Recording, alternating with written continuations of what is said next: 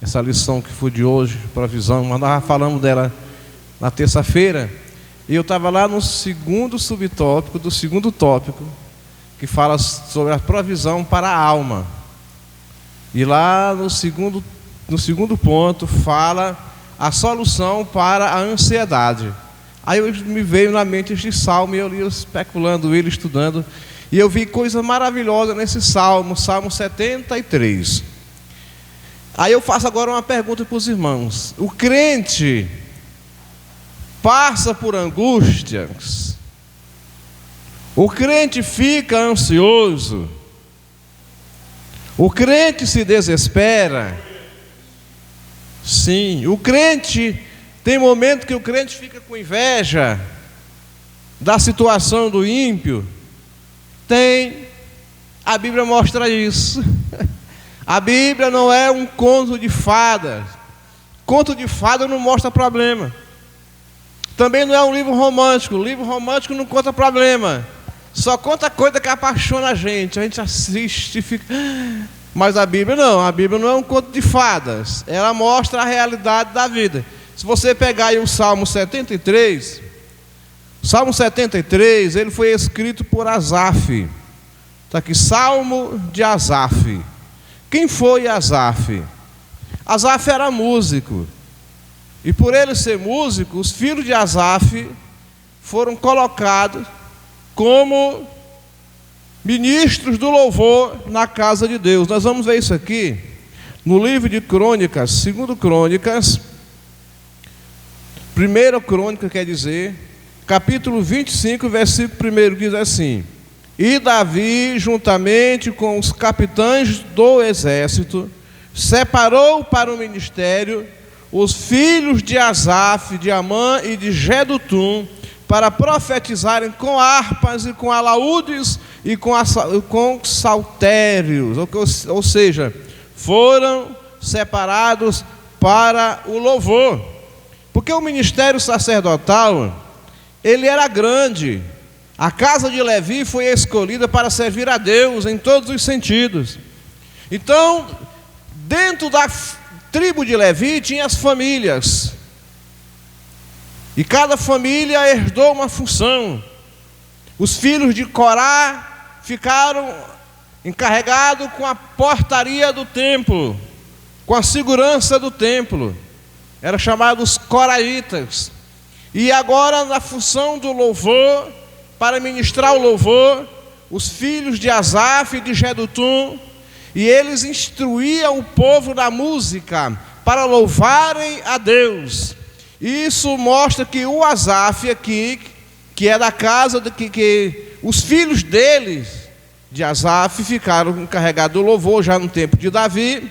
Então mostra que o Asaf era músico e sabia escrever, fazer salmo, louvor a Deus. Aqui no Salmo 73, ele começa dizendo de uma coisa que ele passou, mas ele começa o Salmo dizendo assim, ó: verdadeiramente bom é Deus para com Israel. Irmão Pedro, você pode ligar aquele ventilador para mim ali, por favor? Bom é Deus para com Israel. Ele começa exaltando Deus e exaltando o caráter de Deus, a bondade de Deus. Olha, Deus é bom. Agora, quanto a ele, o que ele diz? Quanto a mim, aí tem uma coisa interessante aqui, ó. Quanto a mim, os meus pés quase se desviaram. Vejam aí. Irmão, tem momento na vida do crente que ele quase se desvia. Há situações que nos levam ao desespero, à inquietação, que a gente pensa até mesmo de deixar a casa de Deus. E aqui o salmista, aqui o Asaf, ele está mostrando claramente, ele diz: quanto a mim, eu aqui, os meus pés quase se desviaram. Pouco faltou, olha, faltou para que escorregassem os meus passos. Agora, qual foi a razão? Irmão, tem muitas razões que levam o crente a passar por uma aflição dessa. Muitas. Porque o crente, irmão, o Asaf era crente, servo de Deus. O crente está neste mundo e as aflições deste mundo nos atingem. Agora, a aflição do Asaf aqui era com a injustiça. Com injustiça. No versículo 3 ele diz assim: pois eu tinha inveja dos soberbos. Olha só, inveja dos soberbos. Gente ruim, irmão. Gente soberba. Ele chegou a invejar. Mas por que ele chegou a invejar? Ele chegou a invejar não porque ele viu a vida boa deles e ele ficou assim: eu queria ter uma vida boa aqui nesse povo. Esse povo vive bem. Não. Por que ele chegou a invejar? Ele chegou a invejar porque ele viu certas coisas que aconteciam com ele e que nós também vemos e que muitas vezes nós dizemos assim: ó os filhos das trevas aí, ó. Eu sou crente, eu oro, eu busco a Deus, e esse camarada aí não serve a Deus, e é só de carro novo, esse bicho é enrolado, não vale nada, não presta, olha como é a vida dele, e a minha, que sou crente, que oro, que jejum, que leio a Bíblia, que sirvo a Deus. O diabo põe isso na mente da gente, e ele fica: é mesmo, tu fica servindo Deus aí, tu fica sendo crente, e aí o cara não é crente, ó, ele fuma, ele bebe, ele adultera, ele prostitui, ele pinta e borda, e ainda sobra tinta para pintar o céu. Está aí, ó, não vale nada. E tem, isso é o diabo fazendo o comercial dele, para dizer assim: teu Deus, cadê o teu Deus? Aonde está o teu Deus? Tu serve ele, tu não tem nada. Aonde está esse teu Deus? Irmão, o diabo sibila no ouvido da gente. Quer sibilar? Ficar cochichando, dizendo: está vendo? Está vendo? Está vendo? Está vendo? E nesse momento aqui, o Asaf, que era músico da casa de Deus, que escrevia salmos de louvor a Deus, chegou nesse momento dele ficar com inveja dos soberbos. Mas ele vai dizendo por quê? Ao ver a prosperidade dos ímpios. Irmão, nós os crentes temos uma coisa errada: achar que todo mundo que não é crente é ímpio. Não, irmão. Ímpio é uma pessoa que não tem amor no coração, que não tem piedade. Piedade significa amor. Quem não tem amor é ímpio. Então nem todo mundo que não é crente é ímpio. Muitas vezes a gente vê uma pessoa que não é crente aí, uma pessoa boa da sociedade, não é crente, não frequenta uma igreja, e você sabe que ele é honesto, ele é bom, e tudo, aí ele morre. Irmão, a Bíblia diz que os ímpios, né? Não, irmão, nem todo mundo que não é crente é ímpio. O que o Asaf está falando é dos ímpios. São de pessoas cruéis, de pessoas malignas, de pessoas que têm um propósito de destruir a vida do próximo, que maquinam mal, que desejam mal, e vão lá e praticam. Esse tipo de gente. Então ele diz assim, ó: porque não há, ao ver a prosperidade dos ímpios. Nós temos que ter cuidado, irmão, não vamos ficar olhando para a prosperidade dos ímpios, não. Porque o ladrão prospera, o político corrupto é rico, e o povo que sofre está pobre, passando fome. Não vamos ter inveja, não, de maneira alguma. Não vamos ter inveja de maneira nenhuma. Aí o salmista diz que ele olhava assim, ó: não se acham em trabalhos como outra gente. Porque você não vê o ímpio trabalhando como outra gente. O outro está lá na foice, limpando a roça, está com a enxada, está fazendo cimento, está trabalhando no sol quente, que nem o Pedro, e está que nem o irmão vendendo uma coisa para ganhar o dinheiro. Mas o ímpio está batendo de carro novo, desvia o dinheiro da merenda, desvia o dinheiro da saúde, faz isso, faz aquilo, é mala cheia de dinheiro aqui e acolá, rouba tudo, está rico, não tem aperto, e ninguém vê ele trabalhando. O salmista se azedou com isso. Isso incomoda mesmo a gente, isso mexe com a gente. A nossa estrutura é de barro. Então o crente não se pode colocar acima dos outros achando que, que essas coisas não vão atingir. Nós estamos nessa terra, estamos vivos. Aí ele diz assim, ó: não se acham em trabalho como outra gente, nem são afligidos como outros homens. É o que ele pensava. Pelo que a soberba os cerca como um colar, vestem-se de violência como de um adorno. Os olhos deles estão inchados de gordura, superabundam as imaginações do seu coração.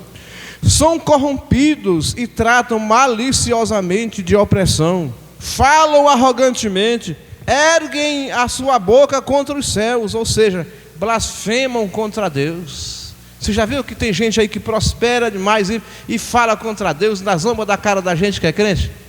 É esse teu Deus aí, rapaz, olha aí, ó, eu não sou crente, eu não sou Deus, e tu fica aí, ó, blasfemando de Deus. Quem é Deus? Aí xinga Deus, fala de Deus. Vocês já viram isso, né? Blasfema da igreja, de tudo. Zombam com a igreja, zombam da palavra de Deus, zombam do nome de Deus, escarnecem, são escarnecedores. São escarnecedores. Aí diz aqui: erguem a sua boca contra os céus e a sua língua percorre a terra, pelo que o seu povo volta aqui e as águas do copo cheio se lhe espremem. E dizem: como sabe Deus? Ou há conhecimento no Altíssimo, ou seja, Deus não vai saber disso aqui não, Deus não existe. Não tem conhecimento em Deus não, é uma zombaria os ímpios. Eis que estes são ímpios, e todavia estão sempre em segurança. É o que ele havia, estão sempre em segurança. Não lhe aumenta, e sempre a riqueza se aumenta.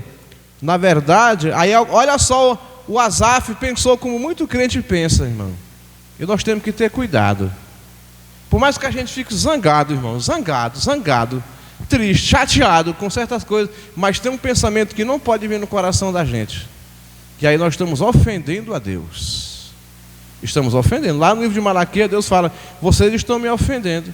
Em que vocês me ofendem? Vocês perguntam. Quando você diz assim: os ímpios estão prosperando e nós, os ímpios estão aí folgados, e a gente que serve a Deus, estamos aqui debaixo de pé sofrendo.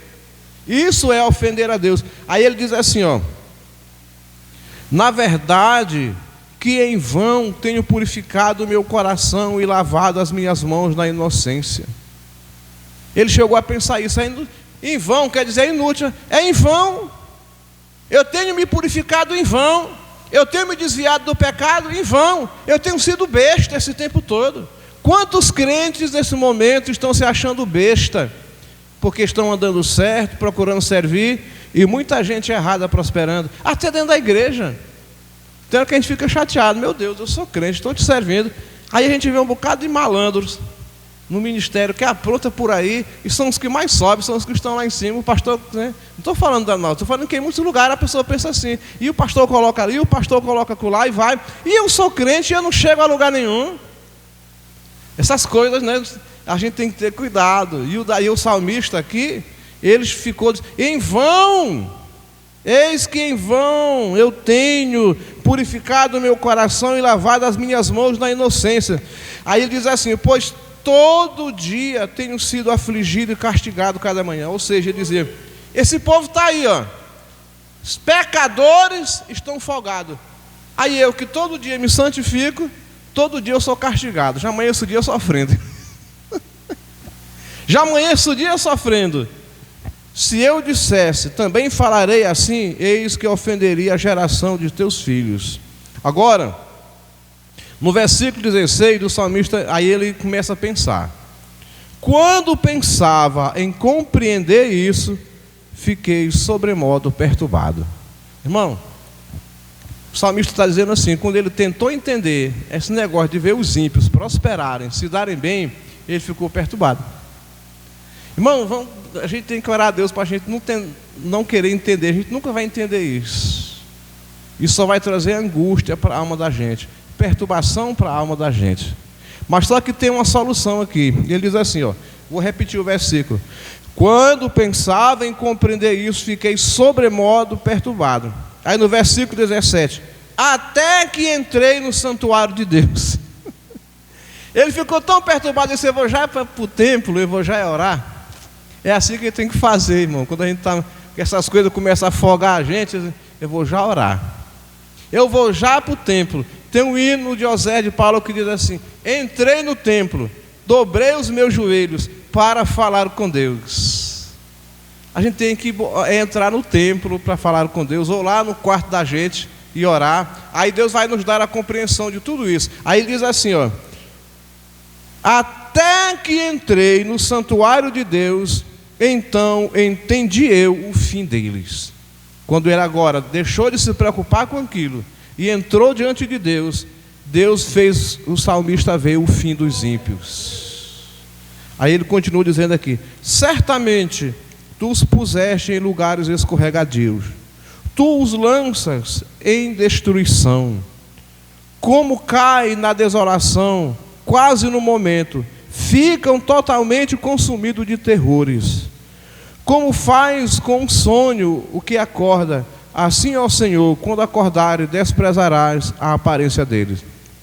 Aí ele, quando ele começa a compreender isso, ele diz assim: assim o meu coração se azedou e sinto picada nos meus rins. Ele quer dizer, naquele momento que ele entrou no templo, começou a conversar com Deus, e Deus abriu os olhos dele, o coração dele se azedou.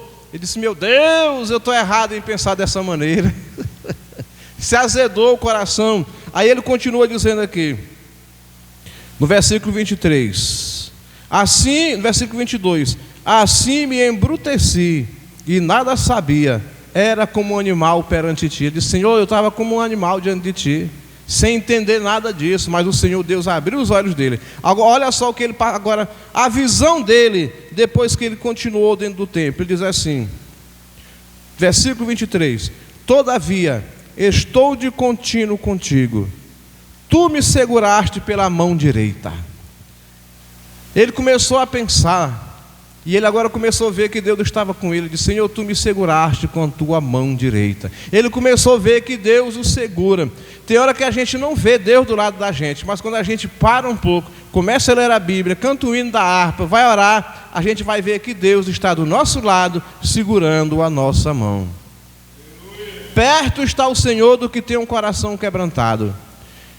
O salmista escreveu no Salmo 46, Deus é o nosso refúgio e fortaleza, socorro bem presente na angústia.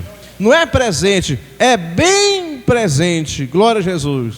No versículo 24 ele diz assim, ó, guiar-me-ás com o teu conselho e depois me receberás em glória. Ele viu a diferença, como diz lá em Malaquias, e verás outra vez a diferença entre o que serve a Deus e o que não serve. Há uma diferença, irmão. Há uma diferença entre o justo e o ímpio. Há uma diferença em quem serve a Deus e aquele que não serve a Deus. Aquele que não serve a Deus, ele pode prosperar em tudo nessa terra. Em tudo nessa terra se dá bem, mas ele não vai para o céu. Se ele não se arrepender, ele não vai. E aquele que serve a Deus pode sofrer o que sofrer nesta terra, mas ele tem a certeza, a segurança de que ele vai ser recebido em glória lá no céu. O salmista diz: serei recebido em glória. Glória a Jesus. Aí ele dizia, agora aqui no versículo 25: a quem tenho eu no céu, senão a ti? E na terra não há quem eu deseje além de ti. O desejo dele aqui na terra era Deus. A minha carne e o meu coração desfalecem, mas Deus é a fortaleza do meu coração e a minha porção para sempre. Pois eis que os que se alongam de ti perecerão, ou seja, Senhor, aqueles que se afastam de ti perecerão. Por isso que é bom, irmão, a gente entrar no templo. Eu sou de uma época que a gente dizia assim, a gente ia para o culto, passava um dia de tribulação, um dia de angústia, e quando chegava na igreja, naquele tempo, nos anos 80, anos 90, a gente participava de um culto tão glorioso e dizia assim, valeu a pena. Valeu a pena, o dia foi ruim, o dia foi atribulado, mas hoje aqui nós vimos a glória de Deus. Porque no templo é o lugar onde Deus se faz presente. O Senhor disse para Salomão, quando ele estava dedicando o templo a Deus, o Senhor disse: os meus olhos estão fitos neste lugar, os meus ouvidos estão atentos às orações que se fizeram neste lugar. Então nesta casa Deus está, irmãos. Os olhos do Senhor estão neste templo, observando eu e você, e os ouvidos de Deus estão abertos para ouvir a sua oração e a minha oração. Glória a Jesus. Eu sou de uma época, mas Deus ainda faz isso, mas é nós que mudamos, mas Deus não, que a gente ia para o culto e ficava: Senhor, fala comigo nesta noite. Senhor, a gente ia passando um problema, não contava para ninguém, mas eu contava para Jesus: ô Senhor, fala comigo nesta noite. Jesus, fala, eu quero ouvir a tua voz, tu sabe o que eu estou passando. Aí de repente, alguém cheio do Espírito Santo virava e Deus tomava ele e dizia assim: meu filho, tu está passando por isso, mas eu vou fazer assim e assim. Deus está aqui, irmão, Ele te conhece, Ele nos conhece, Ele está nos vendo, os ouvidos dele estão atentos, até no pensamento da gente, até os nossos pensamentos Deus entende. Eu me lembro ainda no ano de 1993, eu fui para a reunião do círculo de oração, era um dia de feriado, eu já era funcionário público, e aí eu fui naquela manhã, dobrei os meus joelhos, estou ali orando, as irmãs orando, num fervor, e eu também, e no meio daquela oração Deus toma uma irmã Aparecida em profecia para falar com a irmã, e eu orei em espírito, eu não falei em voz alta, eu só pensei: Senhor Jesus, fala comigo nesta manhã, fala comigo, Jesus. Irmão, quando eu terminei de orar aí em pensamento, Deus toma uma irmã Aparecida e diz assim: meu filho, tu não me pediste para me falar contigo nesta manhã? Pois eu vou falar. Glória a Jesus. Ele está aqui, irmãos. É igual aquele corinho que diz assim, ó: Jesus está aqui, pedes o que queres. Jesus está aqui, pedes o que queres. Ele tem poder, Ele te dará. Jesus está aqui, aleluia, pedes o que queres. É real, irmão, o nosso culto é real, não é uma encenação, é real. Jesus está aqui, glória a Jesus. Para terminar, glória a Deus. Pois eis que os que se alongam de ti perecerão. Tu tens destruído todos aqueles que, apostatando, se desviaram de ti. Agora o versículo 28, irmão, ele encerra o Salmo de Asaf com chave de ouro. É o que todo crente tem que dizer e pensar. Mas ele fala assim, ó: mas para mim, bom é aproximar-me de Deus. A melhor coisa para o crente é se aproximar de Deus, ir em direção a Deus, e Ele está pronto para nos receber. Ele está pronto, de braços abertos. Mas para mim, bom é aproximar-me de Deus. Pus a minha confiança no Senhor Deus para anunciar todas as suas obras. Glória a Jesus. É bom ou não é bom se aproximar de Deus? Irmão, e Deus quer que nós nos aproximamos dEle. Quando a gente se aproxima de Deus, Ele também se aproxima de nós e nos recebe, nos abençoa. Até o ímpio, se aproximar de Deus com coração sincero, Deus o recebe, transforma, liberta e faz ele uma nova criatura. Porque o desejo de Deus não é ver o ímpio no inferno. O desejo de Deus não é ver um bandido triturado e jogado no inferno. A Bíblia diz: Deus fala para o profeta Ezequiel: porque eu não tenho prazer na morte do ímpio, mas antes que o ímpio se converta. Aleluia. Aí nós vemos o apóstolo dizendo que a vontade de Deus é que todos venham ao conhecimento da verdade. Todos, porque Deus amou o mundo de tal maneira que deu o seu Filho unigênito, para que todo aquele que nele crê não pereça, mas tenha a vida eterna. Glória a Jesus. Vamos terminar e vamos orar. O presbítero Francisco vai orar de novo para Jesus curar, né? E ele cura.